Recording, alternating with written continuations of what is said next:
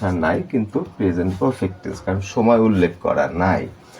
আচ্ছা, তাহলে সে এখানে আছে, হি হ্যাজ, বাড়ি গেছে, গন, এখানে হোম, তাহলে এখানে হোমের আগে টু হবে না, he has gone home, he has gone to my country home হবে, টু হিজ হাউস হবে, টু হার হাউস হবে, তাহলে he has gone.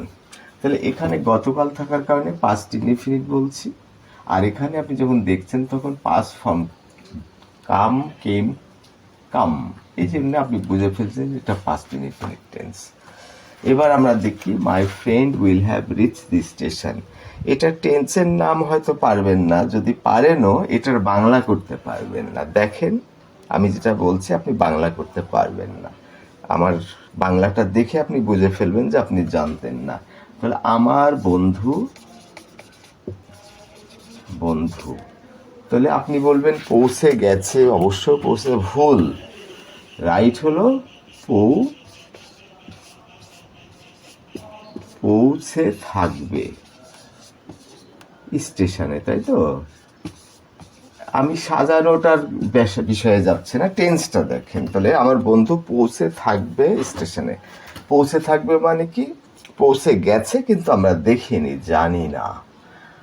R will have মানে পাস্ট পারফেক্ট টেন্সের ফর্ম উইল হ্যাভ, তাহলে past perfect tense will have, আর বাংলায় হবে পৌঁছে থাকবে, গিয়ে থাকবে, খেয়ে থাকবে, তার মানে আমি দেখিনি, এটা হলো ফিউচার পারফেক্ট টেন্স। কবির গতকাল ফোন করেছে, যে গতকাল থাকার কারণে আমরা পাস্ট ইনডিফিনিট বলছি।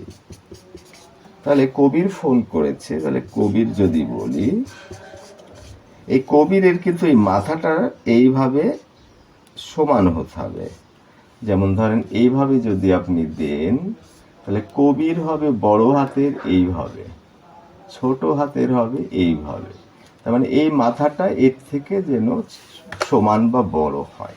তাহলে কবির ফোন করেছে, called, past form called, phone করেছে ইয়েস্টারডে, গতকাল।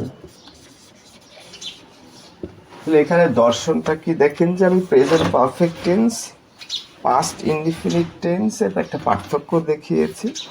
আপনি বাংলায় থাকলে ইংরেজিতে পেরে যাচ্ছেন, আবার কখনো ইংরেজি থাকলে বাংলায় পাচ্ছেন না, গন্ডগোল হয়ে যাচ্ছে। তার সাথে আমি ফিউচার পারফেক্ট টেন্স একটা এক্সাম্পল দিয়েছি, কারণ আমি নিজেই জানি যে আপনি কোনগুলো বেশি ভুল করবেন, কোনগুলো আপনার ভুল হবে, কোথায় কোথায় সমস্যা হবে।